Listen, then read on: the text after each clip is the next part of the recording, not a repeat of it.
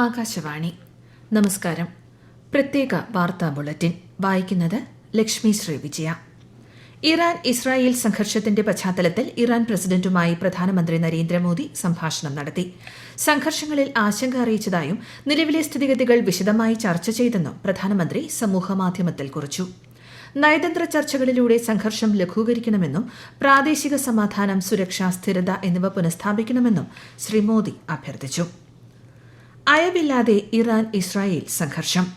Operation true promise 3യുടെ ഭാഗമായി Iran ഇസ്രായേലിനെതിരായി ഏറ്റവും പ്രഹരശേഷിയുള്ള missile ആക്രമണം നടത്തി. ഇറാനെതിരായി കഴിഞ്ഞ ദിവസങ്ങളിൽ അമേരിക്കൻ ഇസ്രായേലി സേനകൾ നടത്തിയ ആക്രമണത്തിന് മറുപടിയായാണ് തിരിച്ചടി. 18 ഇറാനിയൻ മിസൈലുകൾ ഇസ്രായേലിൽ പതിച്ചതായാണ് ഔദ്യോഗിക സ്ഥിരീകരണം. സംഘർഷബാധിതമായ ഇറാനിൽ നിന്ന് ഓപ്പറേഷൻ സിന്ധുവിന്റെ ഭാഗമായി ഇതുവരെ 1117 ഇന്ത്യൻ പൌരന്മാരെ ഒഴിപ്പിച്ചു. അവരിൽ 290 പേർ പ്രത്യേക വിമാനത്തിൽ ഇന്നലെ രാത്രി ന്യൂഡൽഹിയിലെത്തി. അതേസമയം സംഘർഷ സ്ഥലത്ത് നിന്ന് തങ്ങളുടെ പൌരന്മാരെ ഒഴിപ്പിക്കാൻ സഹായിച്ചതിന് നേപ്പാളും ശ്രീലങ്കയും ഇന്ത്യയോട് നന്ദി അറിയിച്ചു. നിലമ്പൂർ നിയമസഭാ ഉപതെരഞ്ഞെടുപ്പിന്റെ വോട്ടെണ്ണൽ നാളെ. ചുങ്കത്തറ മാർത്തോമ ഹയർ സെക്കൻഡറി സ്കൂളിൽ രാവിലെ 8-ന് വോട്ടെണ്ണൽ ആരംഭിക്കും. സ്ഥലത്ത് കേന്ദ്രസേനയുടെയും പോലീസിന്റെയും ത്രിതല സുരക്ഷാ സംവിധാനം ഏർപ്പെടുത്തിയിട്ടുണ്ട്. ഈ മാസം 19-ന് നടന്ന വോട്ടെടുപ്പിൽ 75.27% പോളിംഗാണ് രേഖപ്പെടുത്തിയത്. സംസ്ഥാനത്തെ തദ്ദേശ സ്വയംഭരണ സ്ഥാപനങ്ങൾക്ക് 335 കോടി രൂപ അനുവദിച്ചതായി ധനമന്ത്രി കെ.എൻ. ബാലഗോപാൽ. സാമൂഹികാരോഗ്യ കേന്ദ്രങ്ങൾ, കുടുംബാരോഗ്യ കേന്ദ്രങ്ങൾ തുടങ്ങിയവയുടെ പ്രവർത്തനങ്ങൾ ശക്തമാക്കുന്നതിന് ധനകമ്മീഷൻ ശുപാർശയിലുള്ള ഗ്രാന്റാണ് അനുവദിച്ചത്. വിലക്കയറ്റം തടയുന്നതിനുള്ള വിപണി ഇടപെടലുകൾക്കായി സംസ്ഥാന സിവിൽ സപ്ലൈസ് കോർപ്പറേഷന് 100 കോടി രൂപ അനുവദിച്ചതായും മന്ത്രി അറിയിച്ചു. ജലാശയങ്ങളിൽ വീണുള്ള അപകടങ്ങൾ തടയുന്നതിന് കുട്ടികൾക്ക് നീന്തൽ പരിശീലനം നൽകുമെന്ന് മന്ത്രി ജെ ചിഞ്ചുറാണി. കൊല്ലം ജില്ലാ അക്വാട്ടിക് അസോസിയേഷൻ സംഘടിപ്പിച്ച ജില്ലാതല ജൂനിയർ, സബ് ജൂനിയർ നീന്തൽ ചാമ്പ്യൻഷിപ്പ് ഉദ്ഘാടനം ചെയ്യുകയായിരുന്നു മന്ത്രി. മാലിന്യത്തിൽ നിന്ന് ഊർജ്ജം ഉൽപ്പാദിപ്പിക്കുന്ന സംസ്ഥാനത്തെ ആദ്യ കേന്ദ്രീകൃത മാലിന്യ സംസ്കരണ പ്ലാന്റ് പാലക്കാട് കഞ്ചിക്കോട് ഈ വർഷം ഡിസംബറിൽ കമ്മീഷൻ ചെയ്യും. പദ്ധതിയുടെ 60% ജോലികളും ഇതിനകം പൂർത്തീകരിച്ചതായി മന്ത്രി എം പി രാജേഷ് അറിയിച്ചു. ലിറ്റിൽ കൈറ്റ്സ് നോഡൽ ഓഫീസർമാരുടെ തിരുവനന്തപുരം ജില്ലാതല ശില്പശാല പൂർത്തിയായി. ഈ അധ്യയന വർഷം 10ാം ക്ലാസ്സിലെ മുഴുവൻ കുട്ടികൾക്കും നിർമ്മിത ബുദ്ധി റോബോട്ടിക്സ് പഠനം ഉറപ്പാക്കുമെന്ന് കൈറ്റ് സിഇഒ പറഞ്ഞു. കഴിഞ്ഞ മാർച്ചിൽ നടന്ന 1ാം വർഷ ഹയർ സെക്കൻഡറി ഇംപ്രൂവ്മെന്റ് പരീക്ഷയുടെ പുനർമൂല്യനിർണ്ണയം, സൂക്ഷ്മ പരിശോധന എന്നിവയുടെ ഫലം പ്രസിദ്ധീകരിച്ചു. പൊതുവിദ്യാഭ്യാസ വകുപ്പിന്റെ ഹയർ സെക്കൻഡറി വിഭാഗം പോർട്ടലിൽ ഫലം ലഭ്യമാണ്. സംസ്ഥാനത്ത് ഒറ്റപ്പെട്ട ശക്തമായ മഴയ്ക്ക് സാധ്യതയെന്ന് കേന്ദ്ര കാലാവസ്ഥാ വകുപ്പ്.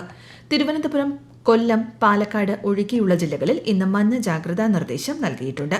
മലപ്പുറം, കോഴിക്കോട്, കണ്ണൂർ, കാസർഗോഡ് ജില്ലകളിൽ നാളെയും മഞ്ഞ ജാഗ്രത പ്രഖ്യാപിച്ചു. തൃശൂർ ജില്ലയിലെ ദുരിതാശ്വാസ ക്യാമ്പുകൾ പ്രവർത്തിക്കുന്ന വിദ്യാഭ്യാസ സ്ഥാപനങ്ങൾക്ക് നാളെ അവധി പ്രഖ്യാപിച്ചു. മുൻകൂട്ടി നിശ്ചയിച്ച പരീക്ഷകൾക്കും അഭിമുഖങ്ങൾക്കും മാറ്റമുണ്ടായിരിക്കില്ല. ലീഡ്സ് ക്രിക്കറ്റ് ടെസ്റ്റിൽ ഇംഗ്ലണ്ടിനെതിരെ ഇന്ത്യയ്ക്ക് 6 റൺ ലീഡ്. 1ാം ഇന്നിംഗ്സിൽ ഇംഗ്ലണ്ട് 465 റൺസിന് പുറത്തായി. ഇന്ത്യയുടെ ആദ്യ ഇന്നിംഗ്സ് 471 റൺസിനാണ് അവസാനിച്ചത്. സംസ്ഥാന ജൂനിയർ പെൺകുട്ടികളുടെ ഫുട്ബോൾ ചാമ്പ്യൻഷിപ്പ് കണ്ണൂർ മുനിസിപ്പൽ സ്റ്റേഡിയത്തിൽ ബുധനാഴ്ച ആരംഭിക്കും. അടുത്ത മാസം 1-നാണ് ഫൈനൽ മത്സരം. മുതിർന്ന മാധ്യമപ്രവർത്തകനും ദീർഘകാല മാതൃഭൂമി തൃശൂർ സീനിയർ റിപ്പോർട്ടറുമായിരുന്ന AK വിജയൻ അന്തരിച്ചു. 88 വയസ്സായിരുന്നു. സംസ്കാരം വൈകിട്ട് വടൂക്കര ശ്മശാനത്തിൽ നടന്നു. ലോകത്തിലെ ഏറ്റവും വലിയ മദർഷിപ്പുകളിലൊന്നായ MSC ഗുൽസൻ വിഴിഞ്ഞം തുറമുഖത്തെത്തി. കപ്പലിന് 23,756 കണ്ടെയ്നറുകൾ വഹിക്കാനുള്ള ശേഷിയുണ്ട്. ജേഡ് സർവീസിന്റെ ഭാഗമായി സിംഗപ്പൂരിൽ നിന്നാണ് കപ്പലെത്തിയത്. ഓപ്പറേഷൻ ഡി ഹണ്ടിന്റെ ഭാഗമായി സംസ്ഥാന വ്യാപകമായി നടത്തിയ തെരച്ചിലിൽ നിരോധിത മയക്കുമരുന്ന് കൈവശം വച്ചതിന് 131 കേസുകൾ കൂടി രജിസ്റ്റർ ചെയ്തു. 137 പേർ അറസ്റ്റിലായി. പഹൽഗാമിൽ ആക്രമണം നടത്തിയ തീവ്രവാദികൾക്ക് സഹായം നൽകിയ 2 പേരെ ദേശീയ അന്വേഷണ ഏജൻസി അറസ്റ്റ് ചെയ്തു. ആക്രമണത്തിൽ ഉൾപ്പെട്ട 3 ആയുധധാരികളായ തീവ്രവാദികളുടെ വിവരങ്ങൾ ഇവരിൽ നിന്നും ലഭിച്ചതായി NIA പറഞ്ഞു. ഭീകരതയ്ക്കെതിരെ ആഗോള സമവായം സൃഷ്ടിക്കുന്നതിന്റെ ഭാഗമായി പ്രധാനമന്ത്രി നരേന്ദ്രമോദി അടുത്ത മാസം ബഹുരാഷ്ട്ര പര്യടനം നടത്തും. ബ്രസീലിൽ 17ാമത് ബ്രിക്സ് ഉച്ചകോടിയിലും പ്രധാനമന്ത്രി പങ്കെടുക്കും. Morocco, Argentina, Brazil, Trinidad and Tobago, Jordan എന്നീ രാജ്യങ്ങളിലാണ് പ്രധാനമന്ത്രിയുടെ സന്ദർശനം. ഇന്ത്യൻ നാവികസേനയുടെ ഏറ്റവും പുതിയ ബഹുവിനിയോഗ യുദ്ധക്കപ്പൽ തമാൽ അടുത്ത മാസം 1-ന് കമ്മീഷൻ ചെയ്യും.